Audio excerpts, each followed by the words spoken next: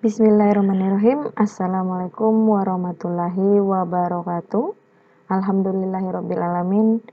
Kita masih diberi kesehatan dan kesempatan pada Allah Subhanahu wa Ta'ala. Dan pada video kali ini, saya akan menjelaskan materi tentang perbedaan potensial listrik. Materi ini bagian dari kuliahan fisika lanjutan. Baik. Sebelum kita masuk ke materi, kita harus mengetahui dulu apa sih yang dimaksud, apa isi dari perbedaan potensial listrik. Jadi kita bertanya-tanya nih, apa yang bisa menyebabkan sebuah benda atau mesin itu bergerak. Nah, penyebabnya adalah karena adanya energi.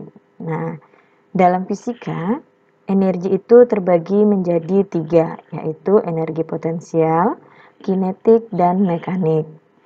Dalam hidup manusia, itu selalu beraktivitas atau bergerak karena adanya energi. Jadi semua benda yang bergerak juga itu akan memerlukan energi. Contohnya, mobil dapat melaju dengan kencang karena ada energi dari bahan bakarnya. Atau Aldo dapat berlari karena mendapatkan energi dari makanan yang ia konsumsi, seperti itu. Jadi semua aktivitas itu pasti akan berhubungan dengan energi. Nah, jadi setiap benda yang memiliki energi itu akan cenderung melakukan usaha. Maka bisa dikatakan bahwa energi merupakan kemampuan untuk melakukan usaha. Jadi topik di sini yang akan dibahas adalah mengenai tentang energi potensial listrik. Nah, energi potensial listrik sendiri, energi potensial sendiri itu adalah jadi di sini dari tiga energi yang terbagi, di sini kita akan lebih mendalami tentang energi potensial. Nah, energi potensial sendiri adalah energi yang dimiliki benda akibat kedudukan atau posisi bendanya. Jadi energi itu disebut dengan energi diam. Jadi energi diam sebab bendanya dalam keadaan diam itu bisa tetap memiliki energi. Jadi benda diam aja tetap bisa memiliki energi. Nah, itu yang dikatakan energi potensial. Jadi jika benda itu bergerak, maka benda itu mengalami perubahan energi potensial yang menjadi energi gerak. Dan pengertian dari energi potensial ini, kita bisa mengetahui bahwa benda yang diam namun ada di posisi tertentu, maka akan memiliki energi potensial. Salah satu contoh dari energi potensial. Jadi misalnya nih ada ada orang ini menarik tali busur, lalu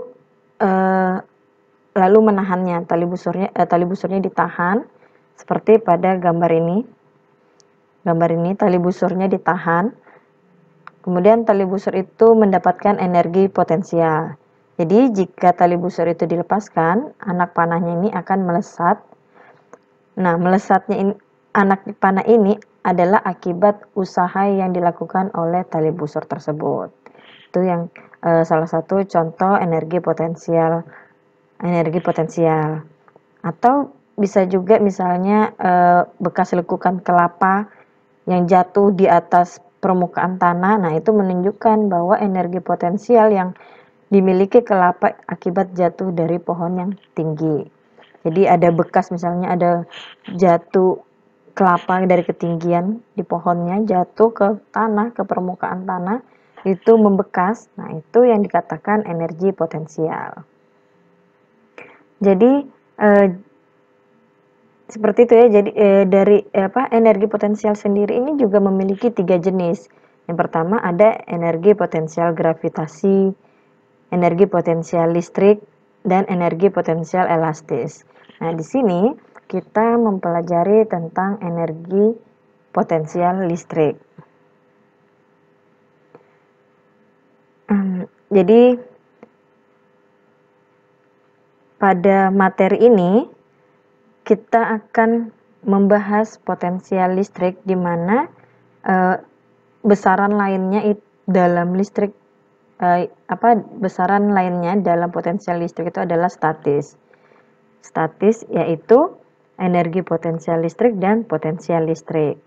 Jadi keduanya ini mempunyai kemiripan dengan gaya dan medan listrik masing-masing. Meskipun secara jenis besarannya itu cukup berbeda, hal itu dikarenakan juga karena medan dan gayanya itu merupakan besaran vektor. Jadi energi potensial listrik dan potensial listrik ini memiliki gaya besaran vektor. Nah, jadi bisa dibayangkan bahwa ada sebuah muatan yang ingin dipindahkan dari satu titik ke titik lainnya. Nah, jadi berapa energi yang dibutuhkan untuk melakukan hal tersebut? Nah, itulah energi potensial listrik. Jadi energi potensial listrik sistem muatan titik itu adalah energi yang diperlukan untuk membawa muatan listrik Q dari titik yang tak terhingga ke posisi akhir. Jadi misalnya ini ada sebuah muatan listrik Q2 atau ini Q2 yang dibawa dari jarak yang tak terhingga ke titik yang berjarak R ini dari muatan Q. Jadi ke arah ke sini, dari Q ini, Q2 ini ke arah Q1 misalnya. Nah, ini dikatakan energi potensial sistem.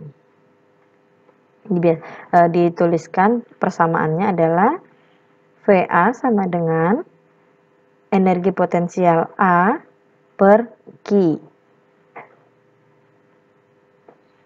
Seperti itu. Nah, di mana V-nya ini adalah beda potensial, ini energi potensial. V-nya ini adalah satuan dari satuan volt, seperti itu ya. Jadi potensial listrik ini ya merupakan usaha ya, merupakan jumlah usaha yang akan diperlukan agar bisa memindahkan muatan dari titik A ke titik B, misalnya seperti itu. Jadi titik itu dihitung juga jarak dari titik A ke titik B. Nah, seperti ini. Jadi karena muatannya tunggal, itu akan menghasilkan gaya medan listrik. Maka persamaannya adalah beda potensial dalam tegangan sama dengan gaya kali jaraknya dibagi dengan Q. Kemudian disederhanakan menjadi K VA sama dengan K kali Q. Q besar ini adalah Q1 kali Q2 per R jarak. Dimana jarak R ini adalah jarak antara muatan Q-nya dan titik di mana potensial listrik itu akan dihitung. Selanjutnya ada beda potensial listrik. Nah, beda potensial listrik atau biasa disebut dengan tegangan listrik. Ini merupakan perbedaan jumlah elektron yang berada pada suatu arus listrik. Jadi perbedaan jumlah elektron ini dapat disebabkan karena adanya penumpukan elektron pada satu sisi sumber. Jadi satu sisi sumber arus listrik dan sisi lain jumlah elektronnya lebih sedikit. Jadi ada dua sisi di mana satu sisi ini kelebihan elektron. Jadi elektronnya menumpuk hanya di satu sisi, sedangkan yang satu sisinya itu lebih sedikit. Jadi dua benda yang mempunyai beda potensial ini dapat menyebabkan terjadinya arus listrik dengan syarat kedua, benda tersebut dihubungkan oleh suatu penghantar. Jadi benda yang bermuatan listriknya positif itu lebih banyak, maka dikatakan mempunyai potensial lebih tinggi. Sedangkan benda yang muatan listriknya ke arah negatif itu lebih banyak, maka dikatakan benda tersebut mempunyai potensial lebih rendah. Jadi misalnya ada benda A ini memiliki muatan positif lebih banyak atau mempunyai potensial lebih tinggi daripada benda B. Nah, dengan demikian arus listrik yang terjadi akan berasal dari benda A menuju ke benda B seperti itu. Nah, adanya arus listrik itu merupakan usaha penyeimbangan potensial antara A dan B, sehingga arus listriknya itu seolah-olah berupa arus muatan positif. Seperti ini ya. Jadi penyebab terjadinya beda potensial ini dapat muncul itu karena ada gaya magnet yang mempengaruhi benda yang memiliki muatan listrik tersebut. Jadi beda potensial juga dapat terjadi jika suatu rangkaian listrik itu disentuh oleh materi yang dapat menghantarkan listrik. Nah, atau biasa bahannya dikatakan konduktor. Sehingga elektron itu akan mengalir melalui materi tersebut. Nah, hal itulah yang bisa menyebabkan mengapa manusia dapat tersengat listrik jika menyentuh benda yang dialiri oleh listrik. Jadi efek dari aliran listrik saat tersengat itu tergantung besar kecilnya perbedaan elektron pada materi tersebut, atau misalnya tidak seimbang. Jadi alat yang digunakan untuk mengukur beda potensial itu adalah alat ukur voltmeter. Pada saat mengukur beda potensial listrik, voltmeter juga harus dipasang secara paralel dengan benda yang akan diukur. Nah, selanjutnya bisa dihubungkan ujung yang potensial lebih tinggi ke kutub positif dan ujung yang potensial lebih rendah ke negatif. Seperti itu. Seperti itu pengertian dari beda potensial, sehingga kenapa penyebab dari beda potensial listrik ada. Nah, rumus dari beda potensial listrik ini merupakan dari usaha yang dilakukan hukum Coulomb. Nah, seperti itu. Usahanya itu mengacu pada hukum Coulomb. Usaha apa sih yang dilakukan?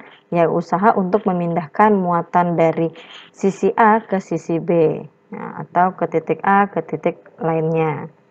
Nah, beda potensial listrik ini merupakan banyaknya energi yang dibutuhkan untuk mengalirkan muatan listrik dari ujung penghantar ke ujung penghantar. Jadi hubungan antara energi listrik, muatan listrik, dan beda potensial listrik secara matematis ya dirumuskan atau persamaannya seperti ini. Volt sama dengan usaha per Q. Nah, seperti itu. Nah, karena beda potensial memiliki dua sisi A dan B, maka dituliskan seperti ini untuk membedakan energi listrik, energi potensial listrik, muatan listrik. Nah, seperti itu. Kemudian hubungan medan listrik dan potensial listrik. Jadi hubungannya di sini medan listrik itu merupakan besaran vektor, sedangkan potensial listrik atau energi potensial listrik itu merupakan besaran skalar. Yang sudah tadi saya jelaskan di awal ya, dimana persamaan dari beda potensial dalam usaha itu seperti tadi rumusnya, yaitu tegangan sama dengan usaha per muatannya.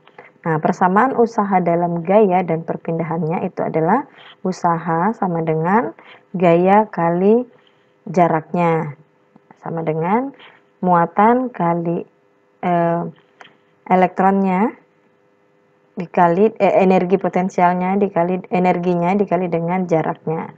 Nah, kedua persamaan ini akan digabung atau disubstitusikan menjadi persamaan seperti berikut. Nah, di mana dengan S-nya itu adalah jarak antara dua titik. S atau D. Ini ya, S atau D. Itu merupakan jarak antara dua titik. E ini jadi sehingga rumus dari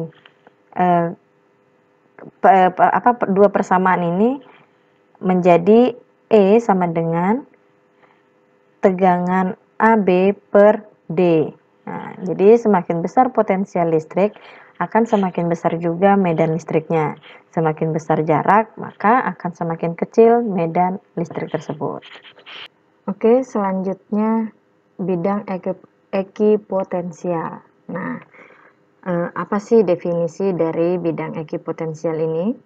Nah, jadi ketika di sekolah kita tentunya sudah pernah ya mendapatkan materi tentang apa itu bidang ekipotensial. Jadi ini bidang ekipotensial ini ya kita dapati dari pelajaran fisika.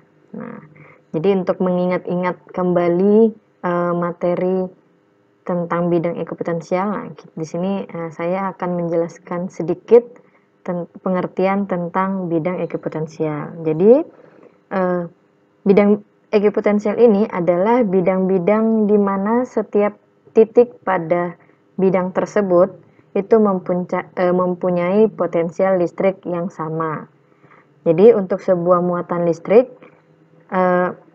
jadi dia yang sama untuk sebuah muatan listrik. Jadi untuk sebuah muatan listrik, bidang ekipotensial ini berupa kulit bola dan garis-garis medan listriknya itu mengarah radial dan selalu tegak lurus bidang ekipotensial tersebut. Nah, jadi setiap muatan listrik yang dipindahkan pada bidang ekipotensial itu tidak perlu lagi usaha seperti itu. Jadi dalam matematika dan fisika, ekipotensial ini mengacu pada wilayah dalam ruangan, di mana di setiap titik di dalamnya mempunyai potensial yang serupa. Di dalam listrik biasa didefinisikan sebagai kedudukan titik-titik yang mempunyai harga potensial yang serupa juga. Jadi ekipotensial itu sering disebut dengan permukaan atau bidang ekipotensial, di mana bidang yang mempunyai himpunan titik yang tersebar secara kontinu serta mempunyai potensial yang serupa itu merupakan garis potensial yang sama halnya dengan garis kontur pada peta yang menunjukkan garis ketinggian yang serupa juga seperti itu. Nah, pada hal ketinggian itu merupakan potensial listrik atau tegangan.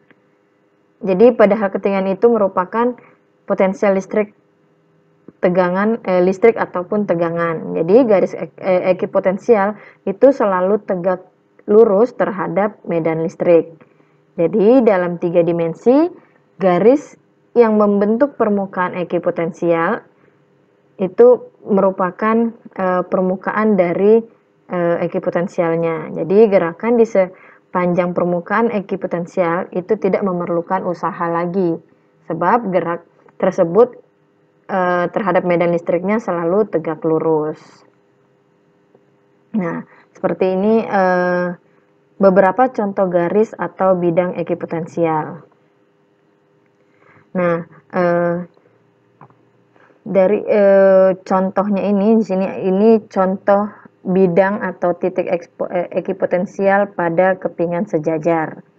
Nah, dimana pada sebuah pelat sedangkan pada sebuah pelat paralel seperti pada sebuah kapasitor misalnya, nah garis ekipotensial sejajar itu garis ekipotensialnya akan sejajar dengan pelatnya, sedangkan garis-garis medan listriknya itu akan tegak lurus. Seperti itu. Jadi permukaan ekipotensial itu akan mengelilingi sebuah muatan inti yang terisolasi pada sebuah bola konsentrisnya, seperti pada gambar yang di samping ini. Jadi bisa diperhatikan gambar Yang ada di samping ini merupakan gambar bidang ekipotensial, di mana pada titik B, potensial listrik itu lebih rendah dibanding pada titik D.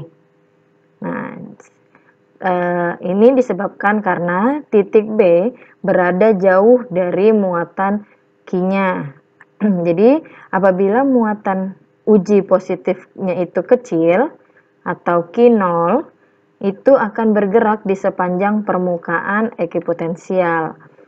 Jadi akan bergerak di bidang permukaan ekipotensial luar dari titik A ke titik B. Maka usahanya yang dilakukan medan listrik yaitu seperti yang dirumuskan seperti di bawah ini. VB dikurang VA sama dengan min W AB per Q0. Namun, apabila VB-nya ini, tegangan B-nya ini, titik B-nya ini sama dengan titik A, maka usaha dari AB ini sama dengan 0. Maka usahanya ini akan sama dengan 0. Dan medan listrik tidak melakukan kerja terhadap muatan uji. Nah, seperti itu. Jadi ini hanya dapat terjadi apabila kekuatan listriknya bergerak pada arah yang tegak lurus terhadap perpindahan muatan uji tersebut. Jadi bisa disimpulkan bahwa garis-garis medan listrik itu akan memotong permukaan ekipotensial ini pada sudut-sudut kanannya. Nah, bisa diperhatikan juga garis-garis medan listrik yang diarahkan dari potensial listrik yang tinggi ke potensial. Jadi bisa diperhatikan garis-garis medan listriknya itu diarahkan kemana, ke potensial listrik yang tinggi atau ke potensial listrik yang rendah. Baik, selanjutnya ada elektron dan arus. Nah, seperti yang kita ketahui bahwa arus listrik itu mengalir dari kutub positif ke kutub negatif. Tetapi arus elektron mengalir dari kutub negatif ke kutub positif. Jadi kedua hal ini sangatlah bertentangan. Nah, keduanya itu memiliki arah arus yang berlawanan. Padahal definisi dari arus listrik sendiri adalah mengalirnya elektron secara kontinu pada konduktor akibat perbedaan jumlah elektron pada beberapa lokasi yang jumlah elektronnya juga tidak sama. Terus bagaimana hubungan antara arus elektron dan arus listrik yang keduanya memiliki arah yang berbeda? Nah, seperti pada gambar di sini ya. Pada gambar ini bisa dilihat bahwa elektron arahnya ke kiri, kemudian arus arahnya ke kanan. Nah, jadi untuk lebih jelasnya lagi bisa diperhatikan gambar yang ada di samping ini. Jadi ketika ada aliran elektron dari kutub negatif, maka elektron itu akan mendesak elektron yang ada di dalam konduktornya ini untuk bergerak maju ke arah kutub positif. Nah, seperti pada gambar ini, elektron bergerak melewati atom-atom konduktor. Jadi bulatan-bulatan yang yang gelap ini mewakili atom yang terisi elektron dan kutub negatif pada dia mewakili atom-atom yang terisi elektron dari kutub negatif baterainya, dari kutub negatif pada baterainya. Nah, jadi bulat-bulat yang warna biru ini mewakili atom netral atau elektron dari kutub negatifnya yang sudah pindah ke atom lainnya, seperti itu.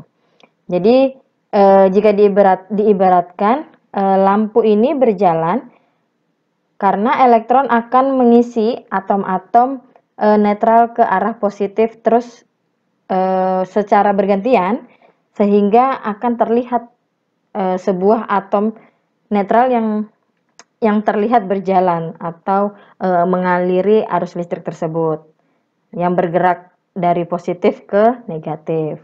Jadi atom netral ini akan terlihat berjalan terus, tetapi sebenarnya tidak jalan seperti itu. Jadi sebenarnya tidak jalan atau tidak bergerak dari positif ke negatif. Nah, itu yang dikatakan dengan sifat metalnya saja, atau tidak terjadi kelebihan elektron pada arus tersebut. Nah, kemudian ada kapasitor. Di sini kapasitor adalah kapasitor yang biasa disebut dengan kondensator. Ini ditemukan oleh Michael Faraday, yang hakikatnya bahwa suatu alat yang dapat jadi kapasitor ini suatu alat yang dapat menyimpan muatan listrik dalam waktu yang tertentu juga. Nah, seperti itu. Jadi dia bisa menyimpan muatan listrik di dalam medan listrik dengan cara mengumpulkan ketidakseimbangan internal dari muatan listrik atau komponen listrik yang mampu menyimpan muatan tersebut. Muatan-muatan listriknya yang dibentuk oleh permukaan pada piringan atau kepingannya kapasitor. Nah, seperti itu. Jadi ketika kapasitor dihubungkan pada sebuah sumber tegangan, maka piringan atau kepingan itu akan terisi elektron. Nah, seperti itu. Jadi jika elektron terpisah dari satu plat ke plat lain, maka muatan elektron itu akan terdapat di antaranya. Jadi terdapat di antara kedua piringan tersebut atau kepingan tersebut. Jadi muatan itu disebabkan oleh muatan positif pada plat yang kehilangan elektron dan muatan negatif pada plat yang memperoleh elektronnya. Nah, seperti itu. Jadi dilihat dari gambar sini terdapat dua permukaan konduktor dengan masing-masing memiliki luas penampang. Dia dipisahkan dengan sejauh jarak oleh isolator yang dinamakan dielektrik. Nah, muatan listrik ini disimpan dalam bentuk elektrolis tergantung kapasitas pada dielektriknya. Simbol dari kapasitor adalah seperti berikut. Kemudian kapasitansi. Nah, jadi kapasitansi ini merupakan jumlah muatan yang disimpan pada kapasitor untuk potensial listrik yang ditentukan. Kapasitansi sama saja dengan kapasitor ya. Jadi satuan dari kapasitansi itu adalah Faraday atau dengan simbol F. Beda ya dengan gaya F. Gaya atau F Faraday beda. Kalau untuk kapasitansi atau kapasitor itu Faraday, F-nya itu Farad. Kalau F dalam fisika usaha perpindahan gaya, yaitu adalah F-nya itu yang dimaksud adalah gaya. Seperti itu. Nah, ini satuan dari kapasitansi itu adalah farad. Nah, 1 farad ini sama dengan ketika diisi satu kolom muatan listrik, maka beda potensial antara plat 1.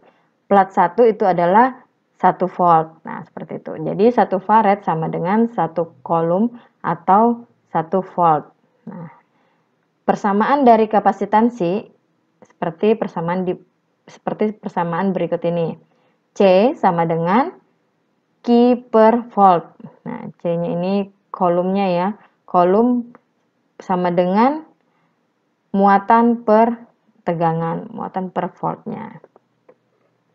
Nah, suatu kapasitor yang umum yang terdiri dari dua plat sejajar dengan luas A dan terpisah sejauh jarak D seperti pada gambar yang tadi sebelumnya itu yang pada pengertian kapasitor, di mana dituliskan persamaan dari dua plat sejajar dengan masing-masing memiliki luas penampang yang dipisahkan oleh jarak, maka persamaannya memiliki dua persamaan. Yang pertama, E sama dengan K kali Q per R kuadrat. Itu sama saja dengan Q per A epsilon 0. Itu untuk persamaan satu. Untuk persamaan kedua, itu adalah E sama dengan V per D. D jaraknya ya.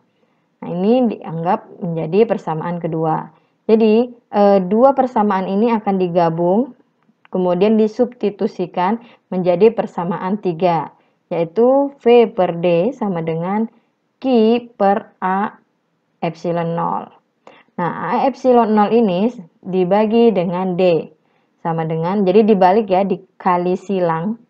Ini dikali silang, itu sama dengan juga C. Sehingga C-nya sama dengan A epsilon 0 per D. Nah, jika di elektrik bukan udara, maka persamaannya C sama dengan K kali A epsilon 0 per D. Di mana K-nya ini merupakan konstanta dielektriknya.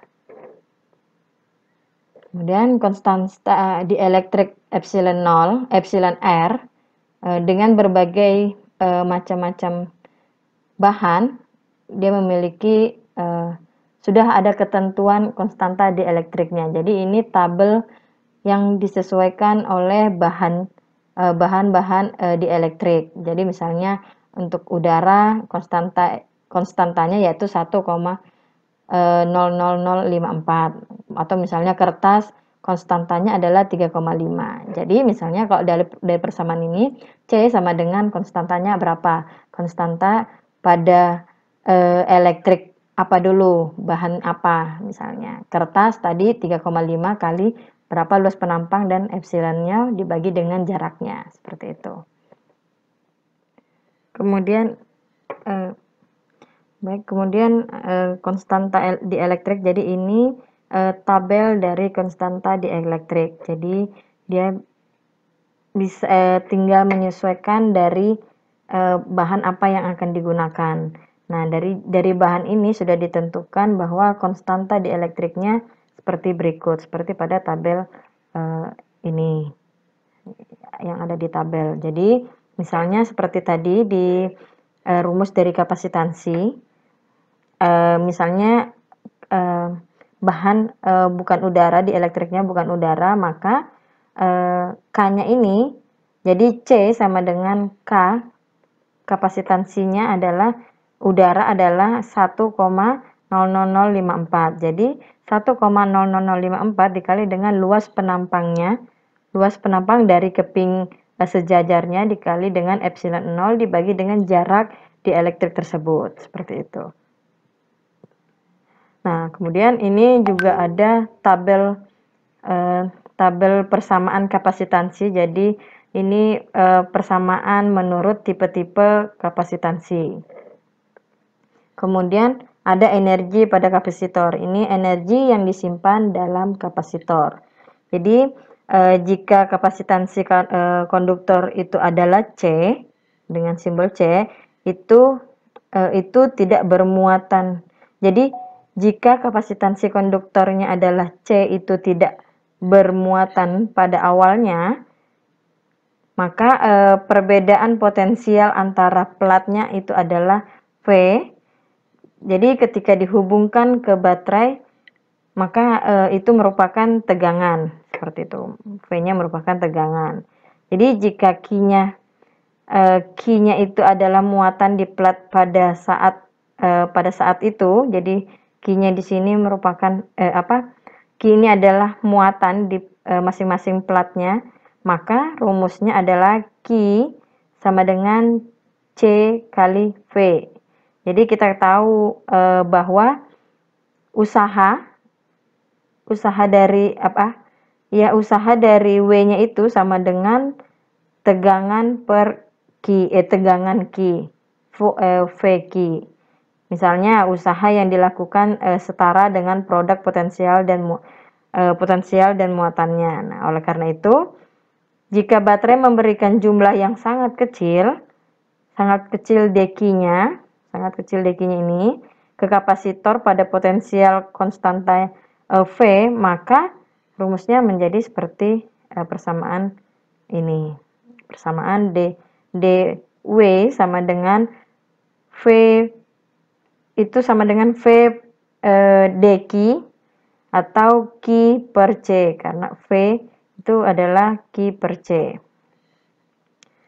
Nah, Jadi total usaha yang dilakukan dalam memberikan muatan sejumlah Q itu, Q kapasitor itu diberikan oleh persamaan di bawah ini. W sama dengan integral dari 0 sampai dengan Q, yaitu dikali dengan Q per C kali dQ. Seperti ini ya persamaannya. Jadi karena itu energi yang tersimpan dalam sebuah kapasitor adalah ini 1/2 CV kuadrat atau ya seperti ini 1/2 CV kuadrat. Karena diganti. Jadi karena mengganti C-nya ini sama dengan Q per C sama aja. Kenapa dari awal sini ya. Jadi ini turunan dari rumus di atas sehingga menjadi 1/2 CV kuadrat. Kemudian C-nya juga bisa diganti sama dengan QV. Nah, bisa didapatkanlah persamaan 1/2 QV juga, sama seperti itu. Jadi jika kapasitansinya sebesar 100 farad dibebankan pada potensial 100 volt, maka bisa dihitung energi yang tersimpan di dalamnya melalui persamaan berikut. Seperti itu. 1/2 QV atau 1/2 CV kuadrat. Baik, ini ada 3 soal yang bisa teman-teman kerjakan. Silakan dikerjakan, kemudian dikumpulkan di Microsoft Teams.